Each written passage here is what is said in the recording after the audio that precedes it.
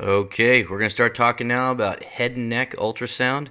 A lot of topics here, very dense um, amount of material here. I'm going to go through it relatively quickly because we have a lot to cover. And it ranges from neurosonology or transcranial Doppler, looking in the brain at the vasculature. We look at the carotids. We're going to look at the facial bones, look in the peritonsillar region, so what's going on there, and the trachea and the thyroid, and then finally we'll end it with ocular ultrasound.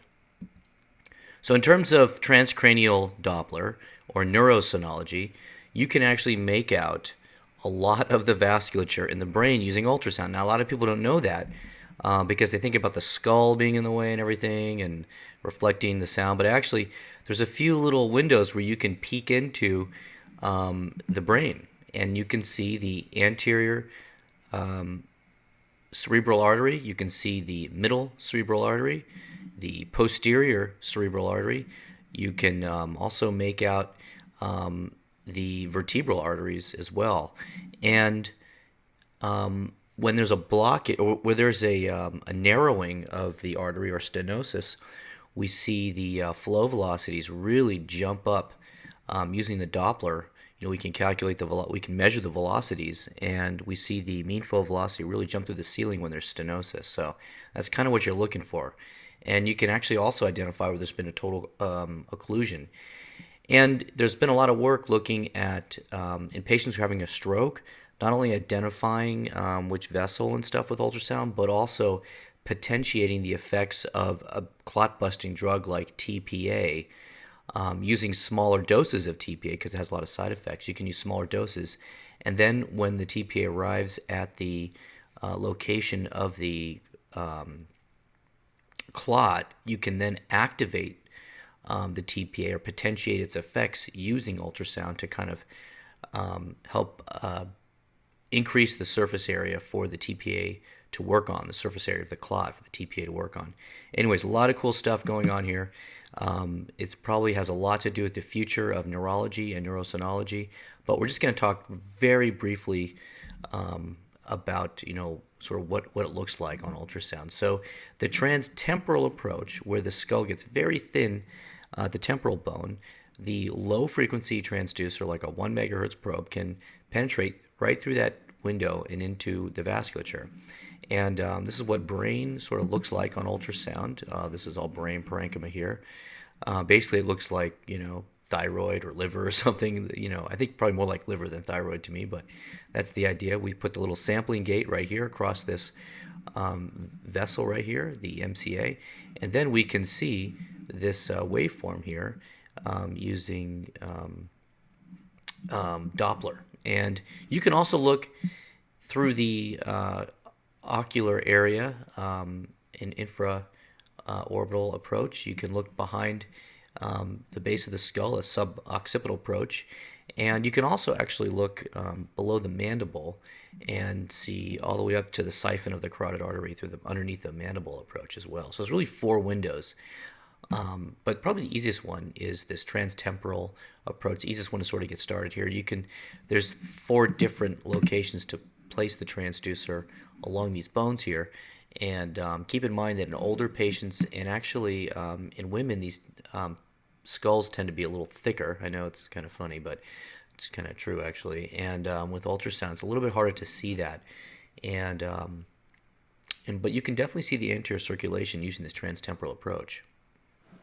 I'm just scanning above this zygoma right here, and I'm basically doing a posterior view, going to the median and the anterior, and then the frontal view right here.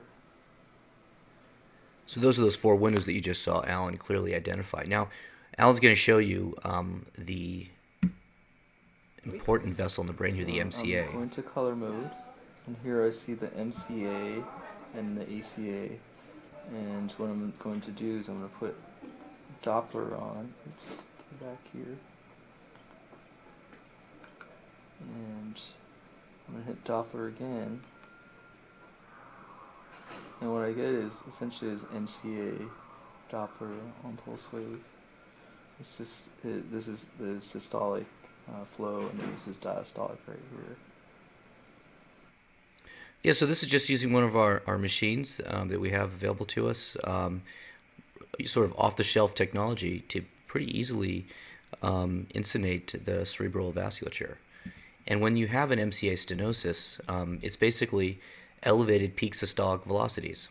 And so we can see here that in this MCA, there's sort of on this, this is not an ultrasound down here, this is a CT angiogram. And what we see here is a sudden dropping off of the contrast material. So there's stenosis right here.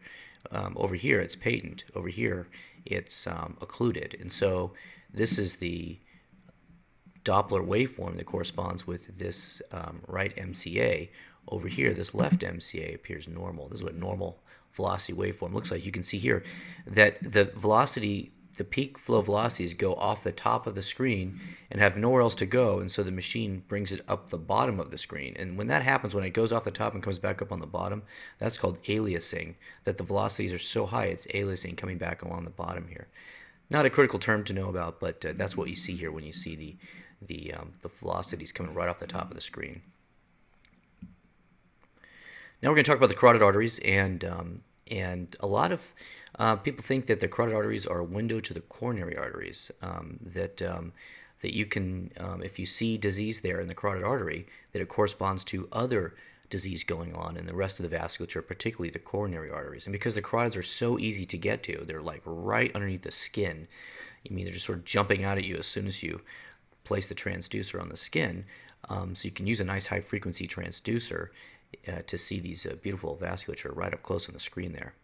And you can see both the intima and the media, and they're involved in the atherogenesis and the lesions that we can see start to stenose or occlude the carotid artery. And what happens is you have the intimal thickness, the fibromuscular hyperplasia. As you get older, that's a normal thing.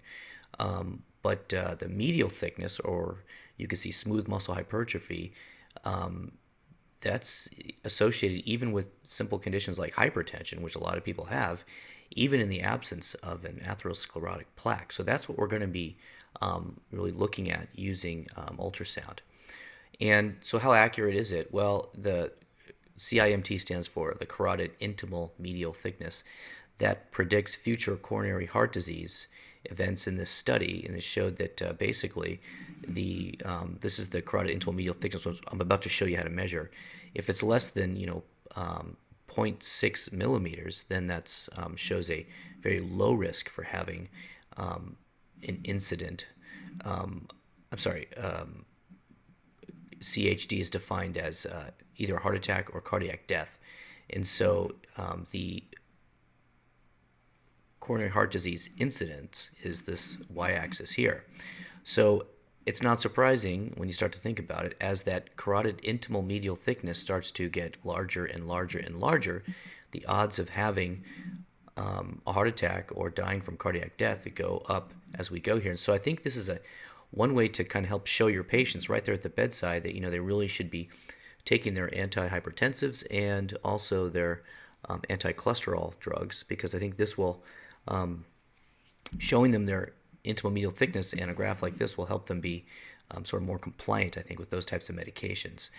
And it hasn't really gained a lot of traction because there hasn't been access to ultrasound until very recently. In other words, if you're, let's say, a primary care doctor or a cardiologist, you would have to refer your patient out to get an ultrasound, and then they would come back. And the way this data really works is you do serial ultrasound exams every 3 to 6 months, which really isn't that sort of convenient or feasible to do that on a large scale.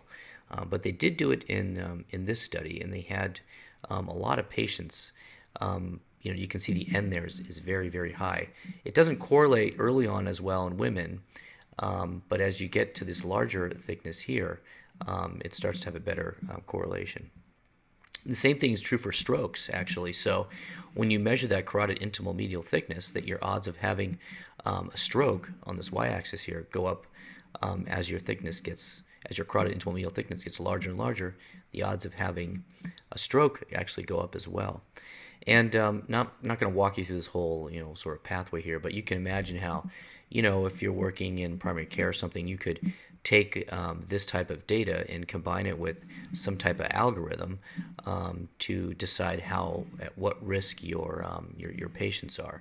So if your carotid intimal medial thickness, here it is less than 50 percentile or greater than 50 percentile, or you actually visualize a carotid plaque, which is an actual part of the carotid artery that is severely narrowed from a plaque on it, then there's other factors going on here. You can decide how risky your patients are here, decide what to do next with them. Now, how do you measure it? Well, if you look at this vessel here, a schematic diagram, this is towards the head, this is towards the feet, and the common carotid is along here, and as it goes towards the head, it bifurcates into the internal carotid and over to the external carotid. And we can see that kind of happening here. This is, sort of going along here, and then it suddenly bifurcates into the internal carotid and then sort of down to the external carotid. And it's at this region right before the bifurcation, this region in here that we like to measure. And the intimal medial thickness is really measured in the common carotid artery, right at that level of the bifurcation, what's known as the carotid bulb. And because of this tubular shape the vessel has here, getting a good perpendicular location relative to the ultrasound transducer's beam, and basically gives you very, very nice images of the carotid artery. You can turn that frequency up and get beautiful images here at this location. And it looks like this when we're measuring it. We try to kind of trace it along for about a 1 centimeter length along that posterior wall. So this is the anterior wall of the carotid. This is the posterior wall. And as the sound goes through sort of the neck muscles and then it reaches the carotid, the fluid, the blood in the carotid is low attenuating material. And so that's why the posterior wall of the carotid is very easy to visualize. And we can see this little separation here. And that's the intimal medial thickness. So you just measure from sort of this wall down to this wall, and you would drop a caliper right along here. And that distance, hopefully, is small, around the 0.6 or even smaller range for the young models that we'll be using this on this week. But if you took it to a patient who was much older or had a lot of known coronary heart disease, you could see this thicken out quite a bit, actually. So something to think about, this carotid artery measurement stuff. Here we are with the transducer in a longitudinal plane. Now, what we're going to do is move on now and talk about some of the bones. We did a lot of musculoskeletal last week, but we're going to sort of remember some of those techniques and bring it to the face. And so the zygoma is actually articulates with the temporal bone here laterally, and then it articulates with the frontal bone here superiorly, and then with the maxilla going medially. And so a zygoma fracture will have usually two fracture lines, as in the case of any ringed structure. There's usually broken in two places. You can think about some of the rings in the pelvis. That happens as well. But we can see the various bones here on ultrasound. Actually, we can see the frontal bone quite easily, and we can make out the maxilla as well. Even the nasal bone is seen quite easily on ultrasound. So when we're looking for a fracture, specifically of the zygomatic arch, this is sort of the technique that we're going to use. And here's Alan demonstrating that.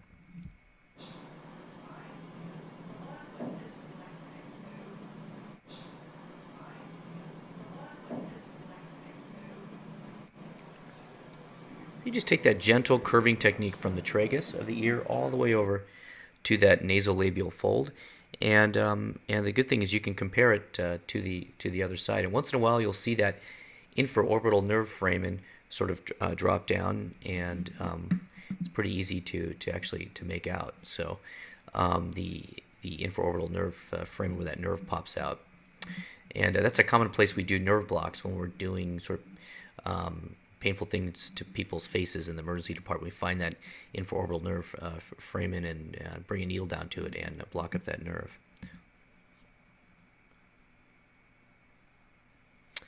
So just keep in mind that for the zygomatic arch And looking at the maxilla, you want to start that tragus with the indicator towards the patient's scalp. And on the screen, that indicator is on the left side of the monitor. Therefore, the left side of the screen indicates the superior aspect of the zygoma, while the right side of the screen indicates the inferior aspect of the zygoma that corresponds to this lower part of the transducer, the indicator being on this part of the transducer towards the apex of the skull. The bone is very hyperechoic, and we can see easily the shadowing coming down here in the lower field. And basically, you just sort of slowly scan along the area from the tragus to the maxilla, along from the tragus to the nasolabial fold, where you're going to see the maxillary process of that zygomatic arch.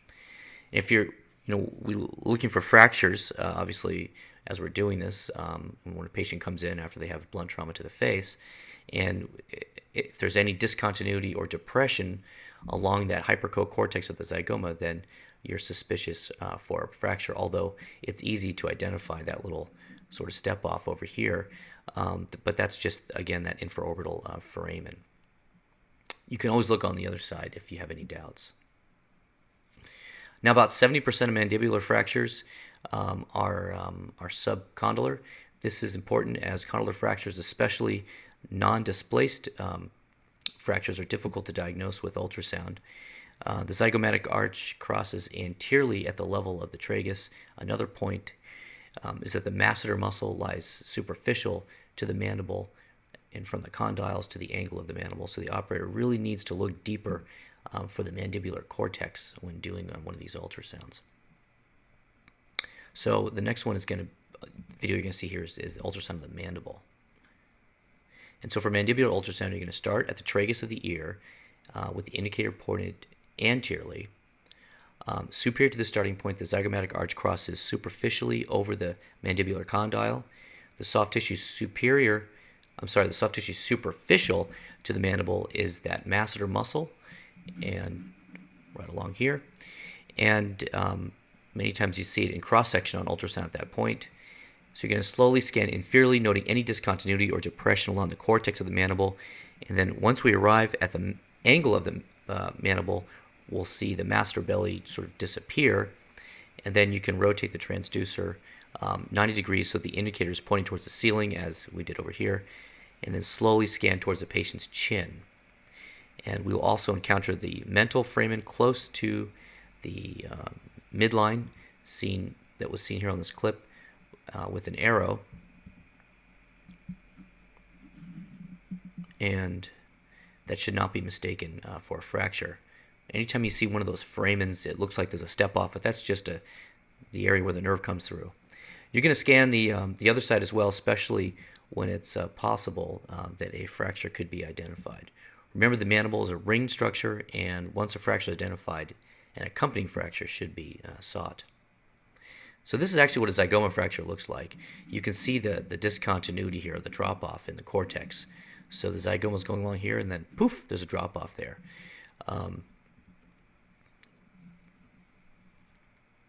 And all that is soft tissue swelling, sort of that hypoechoic fluid seen just superficial to the fracture.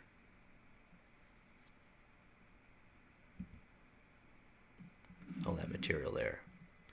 And this is a comminuted mandibular fracture, which means it's in different pieces, and the disrupted cortex is sort of located at two different places there by those green arrows, and you can see sort of accompanying superficial layering of the fluid there from all that soft tissue swelling that's anterior to this whole process. So many times we see a lot of edema or even hematoma formation above these fracture patterns. So one bone is here, one part of the bone is here of the mandible, and then there's a step off, and then there's another bone here, and then the other bony landmark is over here. So this is comminuted, broken in two different places.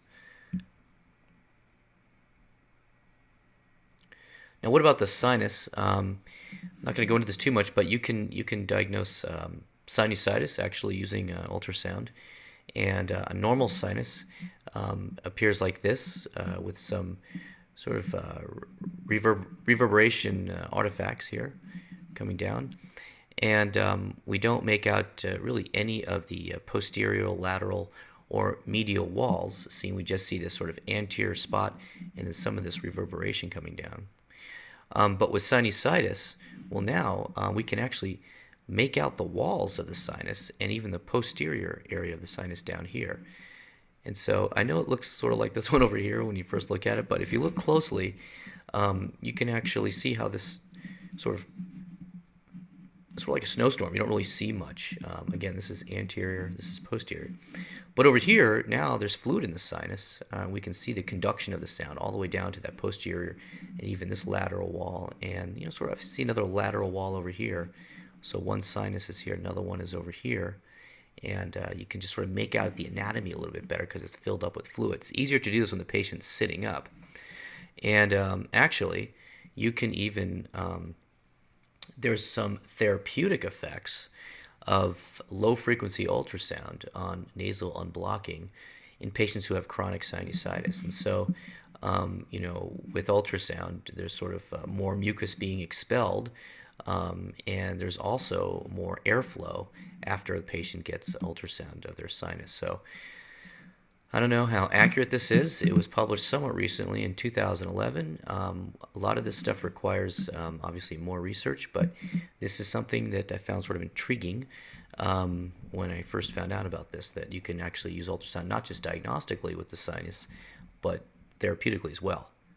Switching gears, and we're going to talk now about peritonsillar abscess. So the tonsillar pillars can be seen on ultrasound quite easily. In fact, you can even see lymphadenopathy in the back of the throat as well in somebody who just has a normal, enlarged lymph node reaction to having an infection in their throat. But the problem is you can also have an abscess cavity start to form adjacent to the tonsil, and this can be somewhat difficult to diagnose clinically because the patient may have a lot of redundant tissue in the back of their throat, and it's not as obvious. Sometimes they're very obvious. You see the uvular deviate to one side, uvular deviation. One thing you got to be careful though with when you're using endovaginal ultrasound, like for example in this 12-year-old male right here, that you don't call it an endovaginal probe. I like to call it the endocavitary probe or something like the oral probe. Maybe that sounds worse. I don't know. But if you call it an endovaginal probe, they're more likely to refuse the procedure. So usually I give them a little medication to sort of make them feel sleepy, like midazolam. So after a little midaz, and you can give that intranasally actually, so it's pretty easy to give. And you want to cover the transducer with a sheath. And just as you would do when you perform endovaginal ultrasound, you put a sheath over the transducer, put some gel. What's not pictured here is gel in between the probe and the transducer sheath, because you want to have you don't have any air up here, okay? And then you simply place the transducer in the back of the throat, and you will see sometimes abscesses. And in this case, there's a needle coming right into this abscess right here on this patient. And so you can guide a needle into the hypoechoic, this is the abscess back here, the hypoechoic debris. Now, sometimes what you have instead, though, are just pharyngeal lymphadenopathy. And so that's what these are here. These are not abscesses here. It looks kind of like that other abscess a little bit, but these are just enlarged lymph nodes. And we can see both lymph nodes here when the transducer's in a transverse plane. We can actually make out both of these lymph nodes. Now, when you first look at that, you may wonder, wait, how do you know those are lymph nodes and not an abscess? Well, you can actually put on some Doppler, and with these lymph nodes appear hyperemic in the back of the throat. This is the large vessel down here known as the carotid artery. This is the hyperemic lymph node seen over here. Do not put a needle in that. That's just a normal lymphatic reaction. On the other hand, a peritonsillar abscess looks like this. Looks like a very large hypoechoic area. This was before drainage, and then we can see after drainage, it's basically gone. And so we can monitor the status of the abscess as we go through with ultrasound. This is another example here of a peritonsillar abscess. And what you can do is you can take calipers and measure the distance from the mucosa in the back of the throat all the way down to where the abscess lies. So that's how far you know to place a needle. So what we do is we measure this distance, and we know that, well, the needle only needs to go about 1 centimeter before it's going to start to get to some pus. And it definitely is going to stay away from these large blood vessels back here. And so that's one way we can help guide the procedure. And this is just another example here of a patient who's got a pretty large peritonsillar abscess. All this stuff here is pus. It looks like it's sort of solid at first, but as we push on an abscess, pus will distend, will swirl like that, and that's what can really sort of give away the abscess as you see that swirling pus come along. Again, we know how far we need to go to get the needle to come in. It's just from the posterior oropharynx, this mucosal line right here, all the way down to where this abscess material is. And some of these large abscesses are actually quite easy to drain, although sometimes they're so extensive, they involve a really large area back here that you may not want to attempt drainage yourself in the clinic or even the emergency department setting. You might want to refer some of these more complicated ones to a specialist like an otolaryngologist. But we went for this one ourselves. This is, you're going to see here, a needle sort of coming into this abscess, and that's the ultrasound guided. We can see the needle has made its way. Actually, you can see the distension of the tissue down here, that needle tracking into the abscess. We did inject a little bit of lidocaine. That's what you see being injected into the abscess, sort of to help numb it up a little bit, and then we start to drain this out using ultrasound guidance until all the pus is gone. Moving on to the thyroid, so we can use ultrasound to help diagnose thyroid disease, but usually what happens first is, this is sort of the order that things happen when somebody comes in worried about something going on with their thyroid. They get a bunch of blood tests, and I'm sure you're learning about all that in your classes, which won't go into that. And when one of these blood tests come back abnormal, then the first thing that usually happens next is they get a thyroid ultrasound, where we can differentiate solid from cystic nodules. We can see even solid components of a cystic nodule, whether the thyroid is multinodular, and we can identify and differentiate masses in the neck from thyroid nodules or lymph nodes, and whether or not lymph nodes are enlarged or abnormal appearing. But one thing to keep in mind, I want to really hammer this point home, is that I'm going to show you some signs to say whether something could be more likely to be benign than malignant, some morphology. However, really, to be sure, you need to biopsy all of these lesions. And the good news is you can do that fine needle aspiration or biopsy under ultrasound guidance. So other studies that can be done are isotope scans to see how active a nodule might be, and then other imaging modalities such as CT, MRI, and then a chest x-ray to look for any other abnormalities that could be associated with disease of the thyroid. So ultrasound, obviously very inexpensive, it's accessible, it's not invasive, and therefore it's accurate and sort of describing the morphology of the thyroid, especially in light of the somewhat inaccuracy of just palpating for the thyroid. Now, ultrasound, thyroid ultrasound is definitely good at detecting unsuspected small nodules, and therefore a lot of people feel that ultrasound should be, a good means for detecting early thyroid cancer, because there's an equal rate of thyroid cancer has been shown in palpable and non-palpable thyroid nodules, ones you only see on ultrasound. So that's why it sort of makes sense to look at this with ultrasound. And the anatomy couldn't be more obvious on ultrasound. I mean, it's like right up next to the edge of the transducer, so we can have a nice high-frequency linear transducer here identifying. This is all the thyroid here. This is the trachea, or as some people call it in the United States, the trachea here. And we see the mirror image artifact of the thyroid isthmus. This is the isthmus of the thyroid. We see the mirror image on the other side of the trachea right here. So that's just the mirror image of the isthmus down here, not actually in the trachea, but that's how it looks because of the physics of the situation. And so also keep in mind that the esophagus, although it is drawn very posterior to the trachea, we actually see it usually just slightly on this side of the of the trachea. On the left side of the trachea, we'll see the esophagus. That's very easy to see.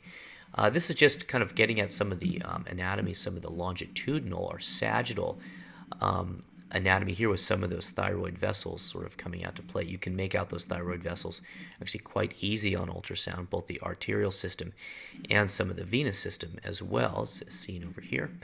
And when we come across a nodule, we can put some color flow mapping on it, and you can actually grade these nodules, where grade 1 is no color flow mapping at all seen inside the vessel, inside the nodule.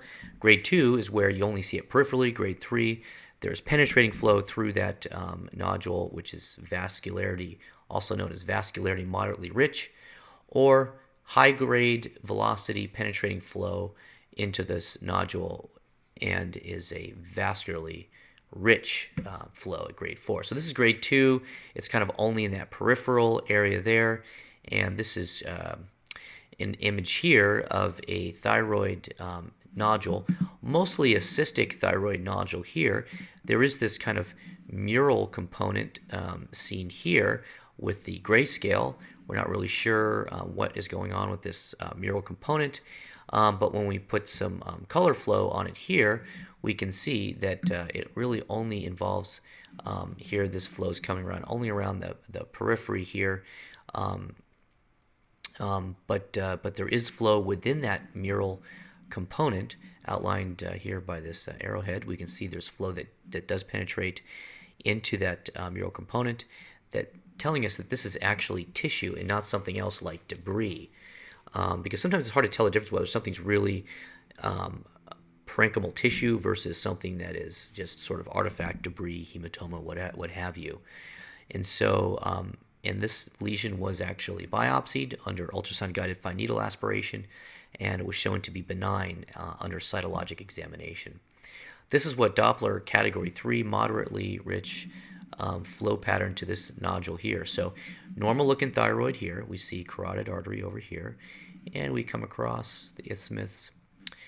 This is the trachea. We see some mirror image artifact of the isthmus here. And then the other part of the thyroid that appears normal is down here, but now there's this nodular component to the right thyroid seen here adjacent to the right carotid. And so when we put Doppler here, this is penetrating color flow with moderately rich vascularity seen there. This is category 4, high velocity color flow mapping, vascularly rich, and throughout this thyroid nodule down here. There's some peripheral flow as well, but this one definitely you'd want to be able to biopsy that one for sure with all that Doppler flow to it. Very suspicious looking.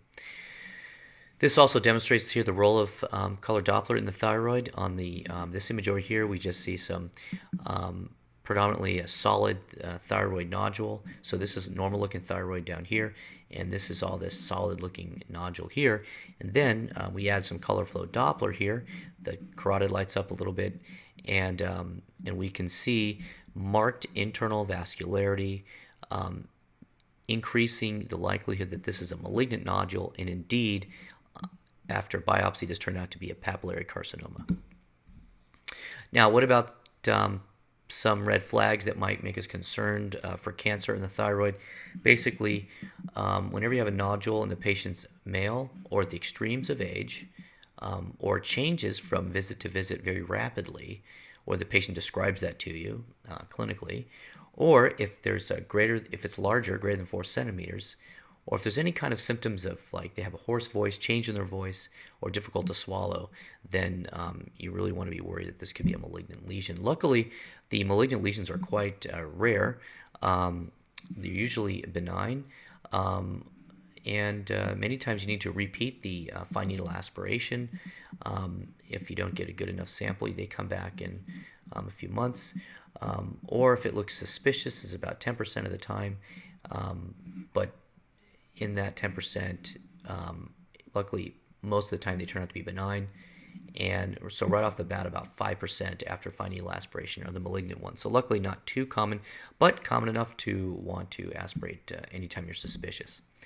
Now, Graves' disease, you're going to learn about it as a second year, but basically it's an autoimmune disease where the thyroid sort of overactive, produces an excessive amount of thyroid hormones from the autoantibodies that activate the thyroid stimulating hormone receptor.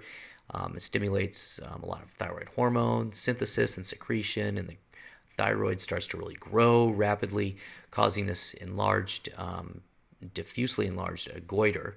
And it has a really dramatic sort of constellation of neuropsychological and physical signs and symptoms. We see this quite often in both emergency medicine and primary care. And it's actually the most common cause of hyperthyroidism in children and adults, in adolescents, and usually presents itself during early adolescence. There's a hereditary component to it. It's between 5 and 10 times more common in females than males.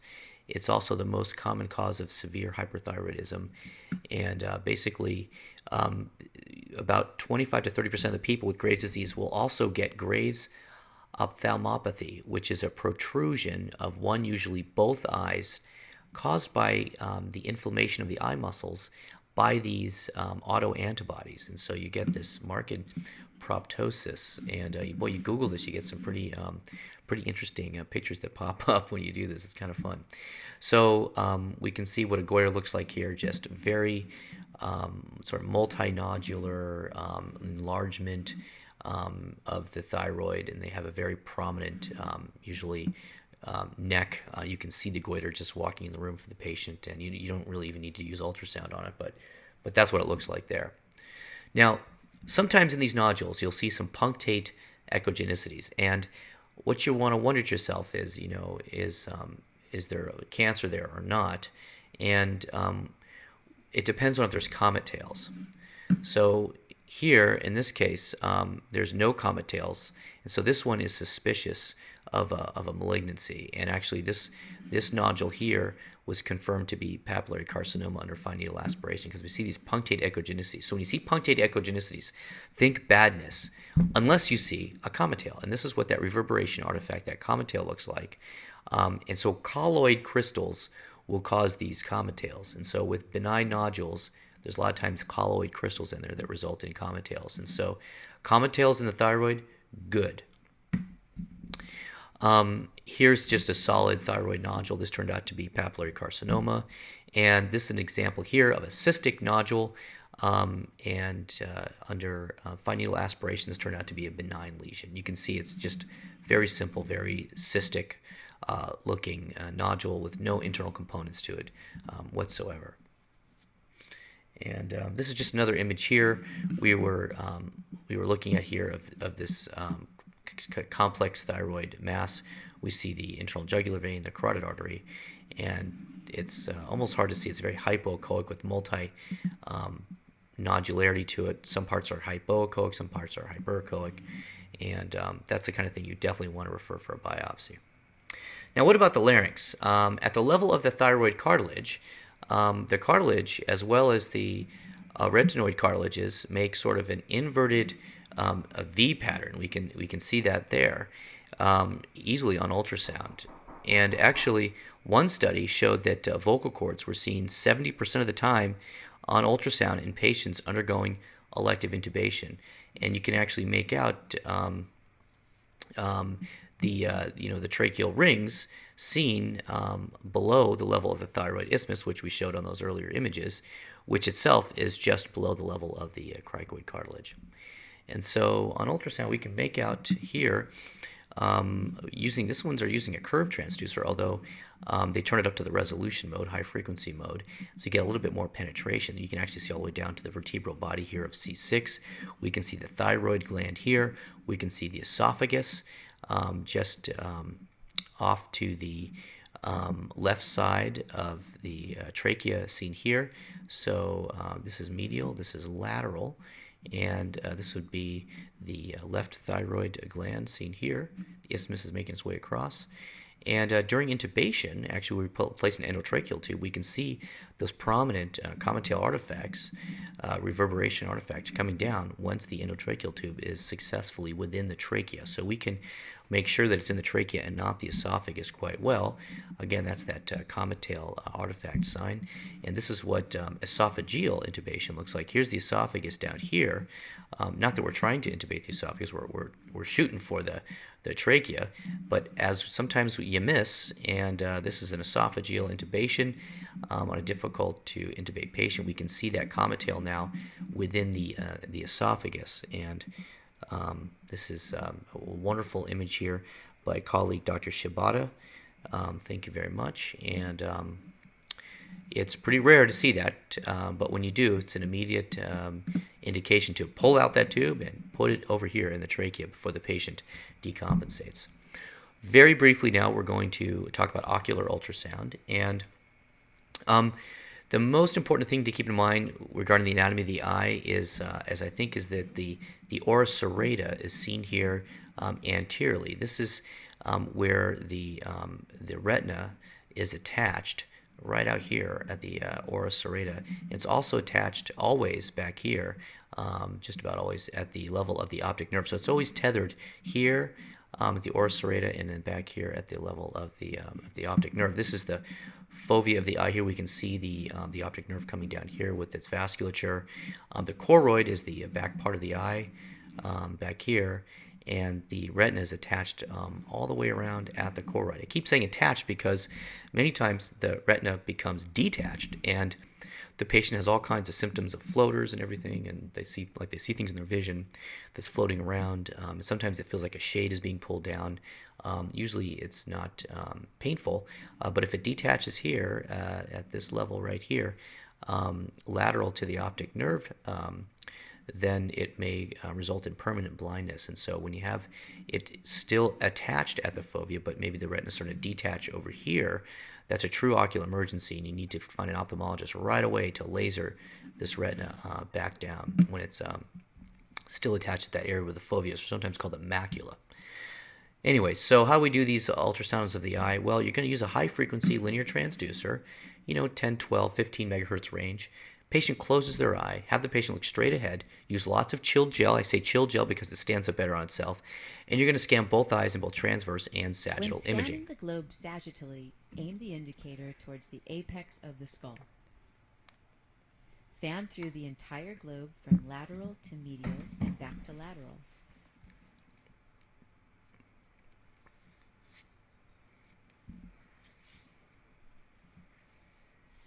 The transducer should then be oriented in a transverse plane with the indicator towards the patient's right eye, and fan the sound superior and then inferior and then superior. Initially, the patient should look in a forward direction and the depth adjusted so the eye fills the majority of the screen. So the technique involves both a transverse and an axial, a transverse, which is an axial technique, and also a sagittal or longitudinal technique, as you just saw. Make sure the patient looks straight, and have them close their eye and use lots of gel. And then the kinetic exam is performed with the patient's help. In order to visualize the entire ocular contents, the patient can be instructed to gaze to the left, gaze to the right, gaze up, and finally gaze down. And this may be repeated several times until you have sufficient information to render a diagnosis. And so I have the patient look all around like that, and that seems to really help. Sometimes when you're in the sagittal plane, it helps to have the patient gaze gaze nasally while the transducer remains fixed, and so you can see the sound going past the lens all the way down to the optic nerve. The lens can cause sometimes some diffraction of the sound and occludes the optic nerve sheath. And so we can see the various structures here. Use lots of gel, that's superior to the eyelid. Gel is way up here. And then we can make out the eyelid here. And then we can see the anterior chamber, and that's the lens seen back there. We can actually make out the iris. This is the iris here, the iris here. Okay, so in between the iris is the pupil. And so what happens is when you shine light in the other eye, the eye that's open, you can actually see this iris constrict. And the pupil will constrict because this structure here and this structure here will move towards one another. And then you want to look in the posterior segment, sometimes called the vitreous hemorrhage, vitreous body, or posterior segment of the eye, vitreous humor, and then behind that is the retina attached down at the choroid. And actually behind the retina, you can see a little piece here of the optic nerve sheath coming down as well. And we can see all kinds of cool stuff. We can see lens dislocations. That's what that's going on here. This lens is not over here, but dislocated. We can see intraocular foreign bodies. This is a metallic foreign body. A guy was working with metal and something shot in his eye. And we can see that foreign body here as well, looking in two different planes. Causes some shadowing underneath it. And we can see papilledema also. We know how difficult that can be with the physical exam. There's that subarachnoid space that's around the optic nerve. It's not supposed to have any cerebral spinal fluid in it, but when you have high intracranial pressure that compresses the optic nerve, then you can that subarachnoid space that's around the optic nerve can dilate as the pressurized cerebral spinal fluid starts to fill it. So in other words, when someone has an elevated intracranial pressure, maybe from a head trauma, maybe from a tumor or other processes, we can look with the ophthalmoscope for papilledema, or we can see the optic nerve sheath widen out using ultrasound. And this is sort of a diagram showing the retinal artery. The yellow stuff here is the optic nerve, and you can see the various layers of the optic nerve sheath. And when fluid gets in there, cerebral spinal fluid sort of slowly percolates in there when you have elevated intracranial pressure through that trabeculated arachnoid space. There's little trabeculations in here. I don't know if you can see that drawn there or not. Well, that causes that whole sheath to widen out. And as that happens, you can actually measure that in ultrasound quite easily. So this is the choroid of the eye back here. We're going to measure 3 millimeters posterior to the choroid. At that level, we can measure the width of the optic nerve sheath diameter. This one happens to be widened. So how wide is normal? You can have up to 6 millimeters in adults and up to 4.5 millimeters in children before it's said to be a widened optic nerve sheath diameter. Here we are measuring just sort of how you do it. You sort of measure from the choroid of the eye, the back of the eye, 3 millimeters. You wait until that number reaches 3, and then you bring up another caliper, and at that level you measure the width of that sheath, that shadow that comes down. And when you have a retinal detachment, what happens is this can sometimes be difficult to diagnose under direct ophthalmoscopy, unless you have the patient really have a dilated eye and you have a really cooperative patient. There's not a lot of there's no trauma, there's no swelling of the eyelids. In any of those situations, it seems to be easier, at least for me, to have the patient just close their eye altogether and put gel on it, and then look with ultrasound. You can see the retina is detached off the back of the choroid of the eye. It always gets the retina is always attached to two locations though, the optic nerve and the ora serrata. And so we can see the anterior chamber there and the lens. And this is one of our machines does 3D. We can see the retina sort of peeling off the back of the eye in this particular view here on 3D ultrasound. Gives you the sense that it's not just a linear thing that we think about on 2D. It's really this whole three-dimensional, envelope that peels off the back of the eye like an onion skin here, seen on three-dimensional ultrasound. Now, this is an example here of retinal detachment. We can see it's tethered at this location, and it's this sort of tethered membrane that is coming off the back of the choroid there as the patient looks around. And as I mentioned, it depends where the retina gets detached. It could be at the level of the macula, and the macula is just lateral to the optic nerve sheath. So here's the optic nerve sheath coming down here, and if the retina is detached, it's off the back of the eye at the level of the macula, then they have sort of less of a good prognosis when this gets lasered back down. Ophthalmologist comes along and uses lasers to get this retina to be attached back in the back of the cord of the eye there. So that's a MAC off retinal detachment, because you see it's really only tethered right at the optic nerve sheath. And there's another example. This is the same patient. We're just fanning through it now. So as we fan through this eye, we can see that optic nerve sheath, and just lateral to it, it's not attached. And so that's a MAC off sort of funnel-looking detachment. This is a MAC on retinal detachment. So again, this is lateral. This is the optic nerve sheath. this is where the macula is here, and the retina is still attached to that location. Then it abruptly comes off. And these are the ones here that you really want to get lasered down as soon as possible before this part peels off as well. And unfortunately, these are the patients that have the least amount of symptoms. Very vague symptoms in these MAC-on retinal detachments. Compared to the MAC-off, they come right in because they can't see. And the vitreous body, so you can see this yellow line here is the retina. Okay, yellow being the retina there. The retina is still attached, but the vitreous body can peel away from the back of the eye. And when it does that, it definitely peels away. It usually peels away off the optic nerve sheath. So that's kind of how I differentiate, because they look very similar. Detached vitreous body and a retinal detachment look similar. Depends if it involves the optic nerve sheath or not. So if it doesn't, if it peels off the back of the optic nerve sheath, then it's likely a detached vitreous body rather than a retinal detachment. And as the patient looks left and looks right during the kinetic exam, you can see that it looks like clothes in a dryer. That's what a detached vitreous body looks like, especially if you overgain the image a little bit. As the patient looks around, it kind of looks like clothes tumbling around in a dryer. And that's another way to differentiate a detached vitreous body from the tethered membrane appearance of a retinal detachment.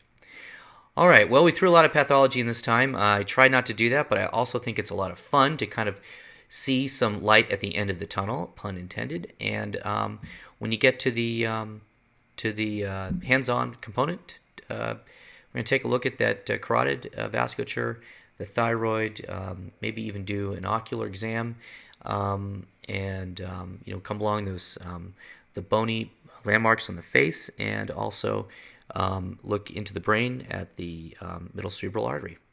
All right, thank you very much.